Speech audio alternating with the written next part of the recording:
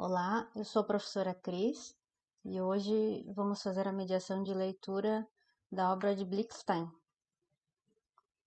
É uma obra que tem uma edição mais antiga, de 2006, que é a que eu tenho, que é essa capa aqui, pela editora Ática, e tem uma edição nova de 2016 pela editora Contexto também. Vou falar hoje sobre o capítulo 1 e 2 desse texto, onde o autor traz o que é escrever bem. Ali conta uma historinha e eu copio aqui a figura do bilhete, né, que é a história do gerente apressado. Então, o gerente deixou um bilhete para sua secretária dessa forma: Maria, devo ir ao Rio amanhã sem falta. Quero que você me reserve um lugar à noite no trem das 8 para o Rio. E o gerente escreveu reserve com a letra trocada, né, escreveu com Z e deixou grifado. Aí o que aconteceu? A secretária foi e somente reservou o bilhete, ela não comprou o bilhete. Então, ao longo do capítulo 1, ele conta que ela não fez o que ele pediu, ela tenta explicar que ela fez exatamente o que estava escrito no bilhete, e que ele escreveu a palavrinha com a letra trocada, e que ele não pediu por favor, e ele não especificou, né, comprar, ele disse reservar, ele não disse se era das 8 da manhã, das 8 da noite. Então, todas essas questões para a gente pensar sobre esses segredos da comunicação escrita, que é o capítulo 2 desse livro. Então, não basta evitar desvios gramaticais, nem de ortografia, de sintaxe, de pontuação. Também não basta apenas buscar clareza e não basta apenas tentar agradar o leitor, né? Porque um bilhete errado gera uma resposta errada. E faltam as informações de especificar o horário, né? Porque em língua portuguesa a gente pode colocar 8 horas ou 20 horas, ou 8 horas da manhã, ou 8 horas da noite. Tem a questão dos deíticos também, né? Amanhã sempre vai ser o dia após o dia atual. E ele não especificou nem o dia de hoje. Então, se ela tivesse lido o bilhete no dia seguinte, ela ia comprar o bilhete, reservar, na verdade, que foi o que ele pediu, somente um dia após, né? E à noite também a questão se era para ir na estação de trem à noite, se era para reservar o bilhete à noite, se ele gostaria de viajar à noite, né? Ela não tinha nenhuma dessas informações. E a questão da escolha lexical, né? Reservar é uma coisa e comprar é outra, né? São ações diferentes no mundo, geram ações diferentes no mundo. Então, tudo isso para a gente pensar o que um simples bilhete pode acarretar de problemas na comunicação, especialmente na comunicação escrita, né? Então, uma mensagem correta geraria uma resposta correta, né? De acordo com o autor, resposta correta é aquela que corresponde à ideia que temos em mente e desejamos passar ao leitor, né? Por isso, uma das funções essenciais da comunicação escrita é provocar uma reação ou uma resposta. Ele traz também que ninguém é obrigado a adivinhar quais são os nossos pensamentos, desejos, projetos, problemas, necessidades, etc. Nós é que devemos transmitir aos outros as ideias e necessidades que há em nossa mente. E isso se faz pela comunicação escrita. Então, para Blixstein, escrever bem é uma questão de sobrevivência, inclusive, né? Eu acho muito interessante essa citação, porque quantos erros, quantas falhas, quantos ruídos na comunicação nós podemos evitar se nós escrevermos bem, né? E escrever bem aqui é uma questão bastante pragmática de passar a mensagem que a gente realmente quer que o leitor entenda.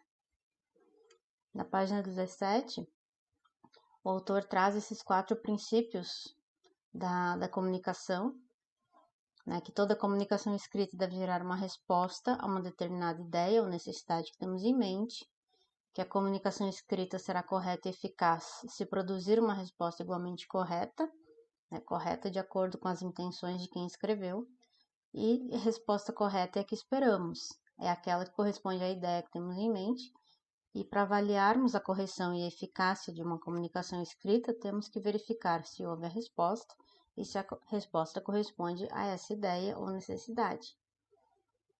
Ele destaca também que uma ideia clara e brilhante, mas só na cabeça do autor, não é de grande valia, né? E há também as diferenças entre mentes. No texto ele traz uma figurinha com o gerente e a secretária e as coisas que se passam na mente deles em relação a esse bilhete, o que ele tinha pensado e o que ela entendeu, né? Sempre há diferenças entre as pessoas. E na comunicação escrita nós devemos tentar ser o mais claros possível para que o outro nos entenda, porque a comunicação escrita ela é assíncrona, né? Nós não podemos perguntar ao autor ali no momento o que ele quis dizer com isso, diferentemente da comunicação falada, quando ela é síncrona, quando ela acontece ao mesmo tempo, a gente pode entender, não entendi o que você quis dizer com isso, né? E no texto escrito, não. Então, para o autor, escrever bem é igual comunicar bem, que é igual tornar comum. Né? Se tornar comum é contextualizar as pessoas do que eu penso e o que eu gostaria que a pessoa entendesse a partir do que eu escrevi. Se tornar comum é tornar comum os pensamentos, as ideias acerca daquele tema. Então, não basta comunicar ou tornar comum as nossas ideias. É preciso que o destinatário da nossa comunicação seja estimulado ou persuadido a produzir a resposta. Né? Aí ele fala, por exemplo, da gentileza, dos bons modos, né? Que não é com secura ou aspereza que vamos atrair a simpatia dos outros. Né? Nós temos que pensar como a pessoa vai perceber esse texto, né? E escrever bem também é persuadir, né? Um dos atos que ocorrem, né? A persuasão. E isso é mais aprofundado quando a gente estuda pragmática, né?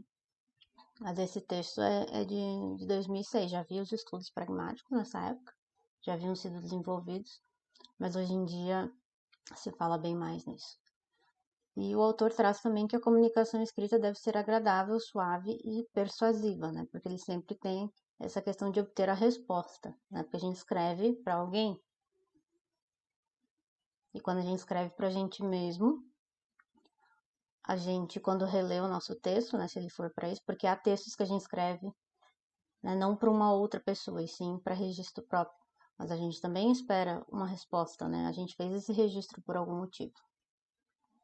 E aqui tem o tripé da comunicação escrita, que é uma figura que ficou bastante conhecida, porque ele coloca o pensamento comum, o persuadir e a produção de respostas como um tripé, como a base para a comunicação escrita eficaz.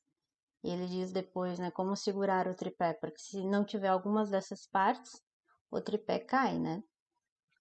Então, ele coloca as questões de interferência física, né? Às vezes tem dificuldade visual, uma grafia, quando é escrito à mão, hoje em dia dificilmente a gente vê um texto escrito à mão, então os programas de edição de texto diminuíram essa dificuldade, né? Mas também questões de cansaço da pessoa que está lendo, que está escrevendo, falta de iluminação, né? Existem várias dificuldades que podem trazer essa interferência física. A interferência cultural, palavras ou frases complicadas ou ambíguas, diferentes de nível social. Aqui eu penso que quando ele fala diferenças de nível social, ele está se referindo a diferenças de conhecimentos de mundo, né? E interferência psicológica, agressividade, aspereza, antipatia, né? Que é aquilo do texto ser gentil, de ser um texto que a pessoa receba de uma forma agradável. Então, era isso hoje. Eu deixo aqui a referência das duas obras, né, na versão de 2006 e 2016. E agradeço por terem assistido ao vídeo.